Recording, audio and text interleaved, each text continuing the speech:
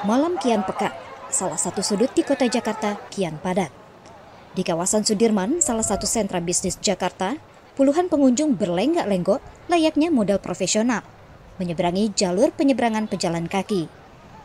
Mereka menampilkan gaya berpakaian saat itu di depan ratusan penonton.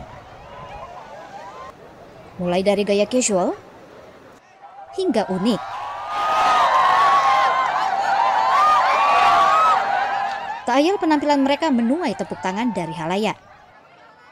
Inilah Citayam Fashion Week, fenomena yang tengah jadi buah bibir di Indonesia, khususnya masyarakat Jakarta, setidaknya sejak awal Juli 2022.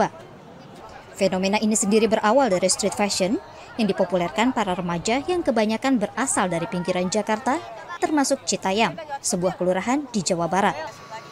Popularitas mereka tak lepas dari peran para konten kreator yang tertarik dengan gaya berpakaian mereka yang unik. Kalau aku style santai aja sih, style simple. Ya, style senyaman saya aja.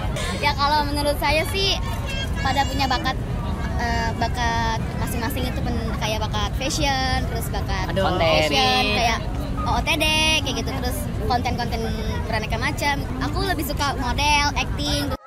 Fenomena ini pun lantas meledak. Mulai dari selebritis hingga kepala daerah turut menjajal beraksi di runway dadakan ini. Dukungan pun mengalir terhadap fenomena ini. Asalkan positif, saya kira nggak ada masalah. Hal-hal yang positif itu diberikan dukungan dan didorong. Asal tidak menabrak aturan. Aku senang banget soalnya di sini tempat ekspresi anak-anak muda ya. Inilah keberagaman Indonesia, tempat kita mengekspresikan diri juga gitu ya. Emang harus ada wadahnya dan menurut aku Citayam Fashion Week ini di Duku atas ya. Di sini tuh tempat tempat yang tepat sih menurut aku gitu. Alhamdulillah juga sih. Agak-agak meningkat dikit lah. Biasanya paling 1.000 ya kan. Habisnya ini semenjak ada ini bisa 1.400, 1.500. Mudah-mudahan sih lama kayak begini jadi dagang lumayan. Terus sebulan jadi 2 bulan gitu kan. Namun keramaian yang ditimbulkan Citayam Fashion Week juga membawa dampak lain. Mulai dari kerumunan di tengah pandemi COVID-19 yang masih ada, kemacetan, hingga gangguan ketertiban umum. Pemerintah Provinsi DKI Jakarta pun terpaksa memberlakukan jam malam. Di tengah kehebohannya, Citayam Fashion Week juga menguak sisi lain kehidupan masyarakat pinggiran Jakarta, khususnya perkembangan suburbanisasi di Citayam sebagai daerah penyangga Jakarta.